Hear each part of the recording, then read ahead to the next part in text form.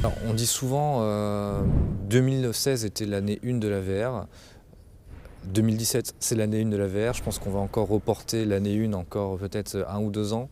Effectivement les débuts de l'adoption sont encore timides parce que c'est un matériel qui coûte cher. Enfin, si on prend le HTC Vive qui est le meilleur casque du marché, on est déjà sur une configuration casque plus ordinateur compatible à peu près 2500-3000 €.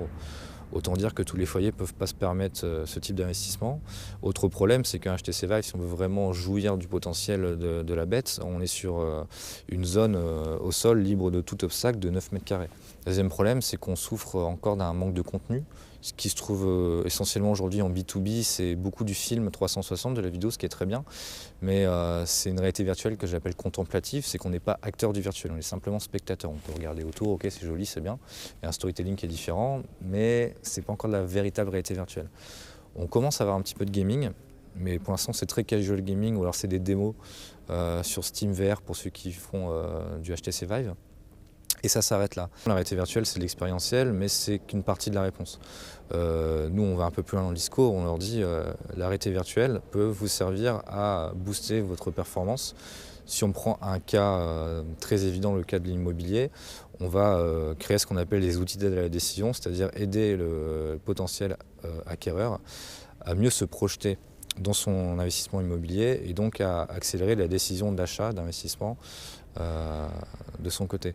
Donc ça va être simplement, pour l'immobilier neuf, ça va être de remodéliser des projets immobiliers dans une 3D qui est photoréaliste et permettre, grâce à la réalité virtuelle, d'offrir une visite en fait avant même la construction de son bien immobilier. Ce qui se passe aujourd'hui, c'est que je ne suis pas du tout sûr des chiffres que j'avance, mais on va dire qu'à peu près 90% des expériences de réalité virtuelle qui sont développées le sont dans des environnements applicatifs. Souvent, c'est développé sur des moteurs 3D comme Unity 3D ou Unreal Engine.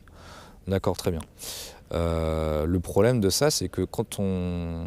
Admettons, je suis une marque et je veux communiquer sur une nouvelle gamme de produits, et je veux le faire via une expérience de réalité virtuelle. Ok, je vais quand même pas demander à mes clients, à ma cible, de télécharger une application de 50 voire 100 mégas sur leur téléphone pour qu'ils puissent regarder une expérience de réalité virtuelle qu'ils vont peut-être utiliser 2 fois, montrer à leurs copains, donc ça fait 3 fois. Et basta, c'est quelque chose qui d'emblée, pour moi, ne fonctionne pas, parce qu'on peut être sûr que peut-être 80% de la cible potentielle va se dire « Ah, j'ai la flemme, vas-y, de toute façon, j'ai pas la place sur mon téléphone, je zappe ». Ce qui est positif, c'est que là, WebGL est devenu un standard officiel du web depuis bientôt 2 ans, compatible sur tous les navigateurs, que ce soit Safari, Chrome, même Internet Explorer maintenant. WebGL marche partout, donc ça c'est formidable. C'est-à-dire que je peux faire de la 3D sur mon téléphone, sur ma tablette, sur mon PC, ça marche partout. Ce qui découle du WebGL, c'est ce qu'on appelle le WebVR. C'est le même principe, c'est une API qui permet de faire de la réalité virtuelle dans le navigateur web. C'est développé par des ingénieurs de chez Google Chrome et de chez Mozilla, donc en partenariat, et toute une communauté de développeurs indépendants partout dans le monde qui nourrissent le projet. Ce qui est positif, c'est que Chrome a annoncé en fin 2016 qu'ils allaient enfin rendre public l'API sur le navigateur grand public, parce que jusqu'à présent il fallait se connecter sur un navigateur bêta buggé, enfin voilà, des versions build dédiées aux développeurs. Là ça va enfin être grand public. Donc le grand public pourra accéder au WebVR depuis son PC. Et donc pour revenir à ta question initiale qui était est-ce que ça va favoriser le B2C? Clairement, parce que si tu as un accès qui est instantané, c'est mieux pour tout le monde, que ce soit pour du brand content, que ce soit pour du casual gaming, pour imaginer du jeu concours en réalité virtuelle, je sais pas, mais voilà.